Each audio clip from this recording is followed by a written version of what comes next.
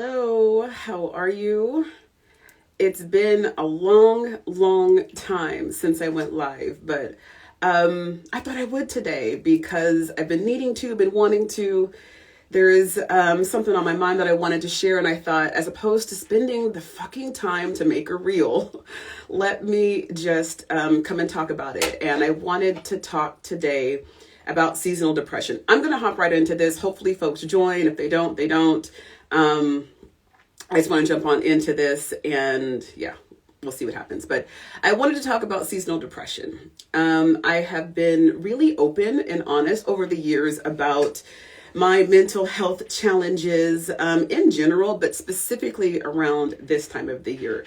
And I didn't know this was a thing at first. At first, I thought, every fall rolls around and I get sad and I get moody. I start drinking more. And I thought it's me. I thought it was just me. My birthday's at the end of October. And I thought, okay, maybe I'm just feeling some type of way about getting older.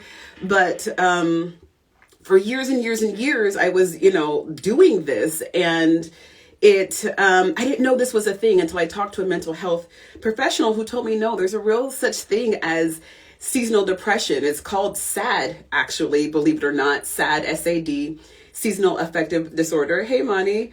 And it's a real thing that people struggle with. It's a real thing that people live with. And once it had a name and once it had a definition, that alone helped that struggle. Just knowing that this wasn't something that was crazy in my head that I was making up, but that seasonal affective disorder, seasonal depression is a real thing. And I didn't need to have any shame around these horrible feelings that I began to feel every fall. So anyways, here we are this year, and I didn't think I was going to be affected by it this year because I've been so damn happy. I've been so happy, like bouncing off the walls happy, annoying myself because I'm so damn happy. But no, this bitch popped up like, surprise, guess who's back? And so I'm like, okay, we're going to have to dance. We're going to have to talk. We're going to have to, to wrestle with this because, it's affecting me. I had a few days that I thought I could shake off. I thought that I was getting better. But after several days in a row, where I was waking up almost in tears, when I was waking up really like feeling heartbroken, like my heart had this heaviness and this weight to it for no damn reason. Well, maybe not for no reason, but it was something that I couldn't talk myself through. It wasn't something that I could work through in my normal, I guess, kind of techniques. And so I had to really just call a spade and say, okay, Cassandra, no, we're dealing with seasonal depression again this year. We're dealing with seasonal depression again this fall. And, while that sucks, the good news is I know what to do about it. The good news is that I've been dealing with seasonal depression for years. And so I kind of have a formula worked out to make sure that I can navigate these times, these months safely. And I wanted to share, what those things are. There's just a couple of things. And yeah, I just wanted to share what this looks like for me in the hopes that it helps somebody else, because this is something that I think we're talking a lot more about, but it's still, I don't know, at least for me, there is some shame around it. There just is. It's a weird thing, but there is shame around not feeling your best when every time you turn around, everyone seems to be so damn happy, right? So when it comes to dealing with this, there's a couple of things that I do. The first thing, I'll tell you what they are. So it's healthy consumption and it's mindful movement. Surprise, surprise, right? Like those two things really make a difference. So mindful movement is any form of movement. It's exercise. One of the things that I don't know that we really appreciate is that energy can get stuck. Energy is a real thing. That those feelings of sadness, that those feelings of depression, those feelings of anxiety, that is a real energy that's in your body. And sometimes energy can get stuck. And that's usually like the thick of it. That's usually the worst point of these depressions, is when we get stuck in the middle of these emotions. And one of the things that's really important to know is that our emotions are like a tunnel. There's a beginning and there's an end of them. They don't last forever. Our emotions are like a tunnel. And as long as we go through them and come out the other side, we're good. But oftentimes we recognize, oh shit, I'm in this emotional tunnel, whether it's sadness, it's frustration, it's anxiety, it's depression. We're in one of these emotional tunnels and we stop. that we get stuck. And that's the real the angst that we feel. That's the real those are those really, really low moments. And so moving through the emotion is literally what we need to do. And moving your body helps you do that. Moving your body actually helps you move through the emotion. It helps the emotion move through you. And so it's really important that, when we start to feel these emotions, that we're actually being physically active and we're moving that emotion through. Our body, when that energy gets stuck, our body absorbs it. Like our body is living with it. Our body is dealing with it. There's a book called what is it called? It's called The Body Keeps the Score. And in that book, it talks about, it's an amazing book, go pick that up, but it talks about, how we physically, how our body physically manifests and how our body physically responds to traumas and all these other things that we're going through. And so even though we're thinking this is just a feeling, this is an emotion, it registers with our body in a very physical, real way. And so moving through these emotions by moving our body, there's a symbiotic relationship there, right? Like we can experience the emotion and move our body to move that emotion. And similarly, we can move our body to move emotions. And so because there's that relationship there, we want to take advantage of that because it's so within our control. Sometimes our emotions can feel way out of control and we're all over the place, but what we do have control over is our body. And so moving it in an effort to move through these emotions and move that energy through is huge and it's powerful. And you guys know I do yoga. I love to lift.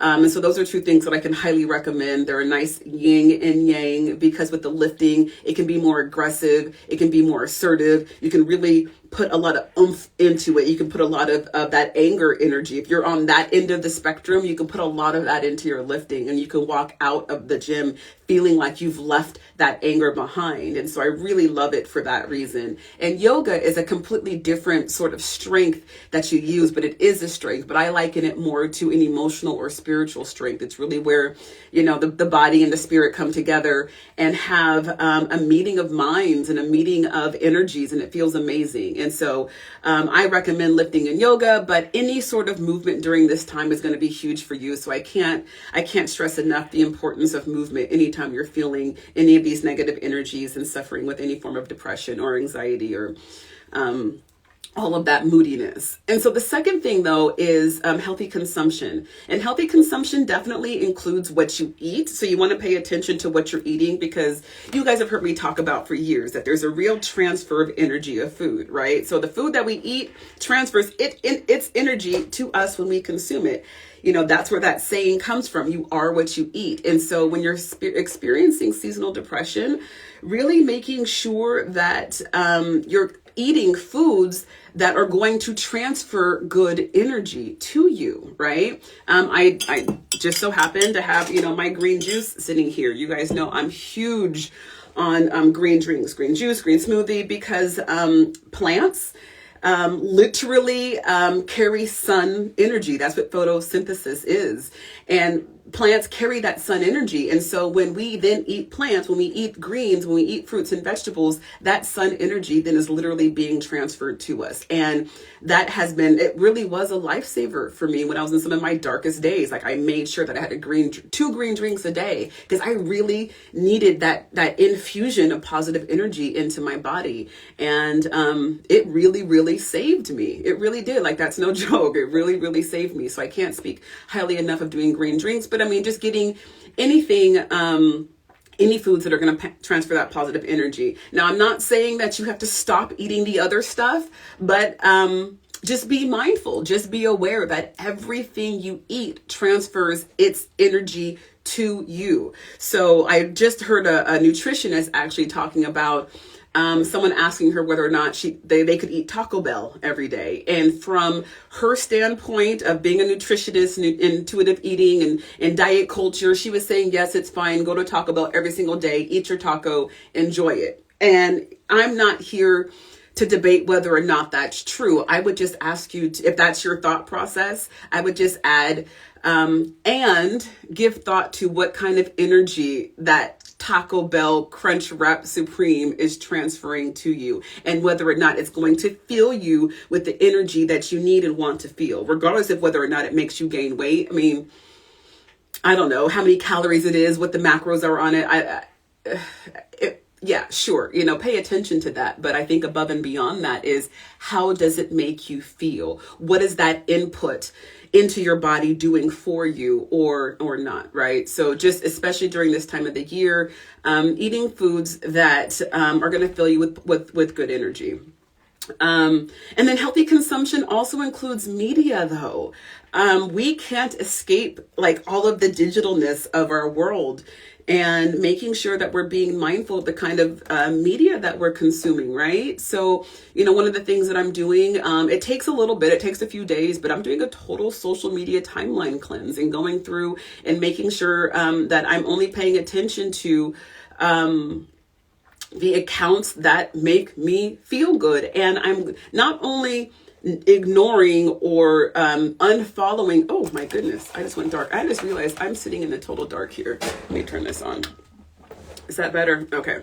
But not only am I unfollowing and no longer paying attention to social media accounts that aren't serving me, but I'm also going in search of the accounts that are going to make me feel good, doing a hashtag search, looking for things that are going to fill me so that I can mindfully consume healthy things for me right now. During this time of the year, there's a lot of sensationalism. And they do this intentionally, by the way. Like, our media is extra sensational around the holidays because we're then more emotional. We make more emotional purchasing decisions, just as an FYI. But during this time, if you're experiencing any sort of seasonal depression, anxiety, any of that, be really mindful of what you're paying attention to. So one of the things I'm doing is a total social media cleanse. And I'm even going through my playlists, my music playlist. I've got a yoga playlist. I've got a cooking playlist, a driving playlist, a lifting playlist. Like, I'm going through these playlists and being paying attention to what I'm listening to, because when you're listening to this music, you're mindless. You're doing whatever you're doing, right? Lifting, doing yoga, whatever. And that stuff is penetrating and being deposited into your subconscious.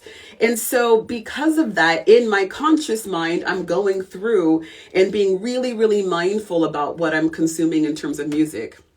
Yes, it's time for me to purge what doesn't serve me as well. Yeah, absolutely. Like, it's necessary that you go through and do this every so often, because who you are changes. And there's just might be things that no longer serve you in the way that they used to. And it's not like you're angry at or you, I'm going to get this out of here.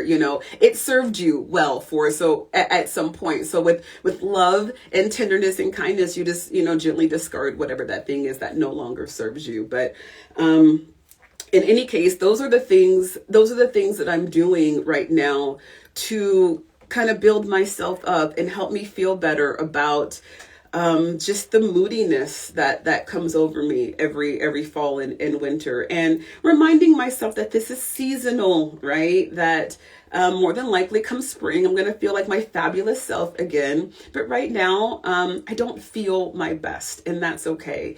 And to have a lot of grace and a lot of patience and a lot of understanding with myself and others, for that matter, during this time.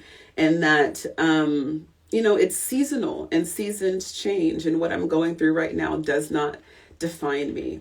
So that's it. Just to recap really quickly, for those struggling with seasonal depression, there's three things that I say that I'm doing right now to help me navigate this moodiness, right? And that is mindful movement, any form of exercise to move your body and move this energy through so that you can exit, that emotional tunnel and not get stuck in the middle of it, but move your body, move the energy out so it doesn't get stuck. 2, mindful consumption. That's it, both in terms of what you're eating and what you are consuming in terms of media and entertainment. And then 3, reminding yourself that, this is a season and it will pass, and that it does not define you, right? Like, nothing lasts forever, including these moments, these thoughts, these feelings. And so be present with it, but understand and look forward to the fact that this will end. This will get better. So that's it. I hope that helps somebody. And thank you for listening if you've made it to the end. Bye, guys.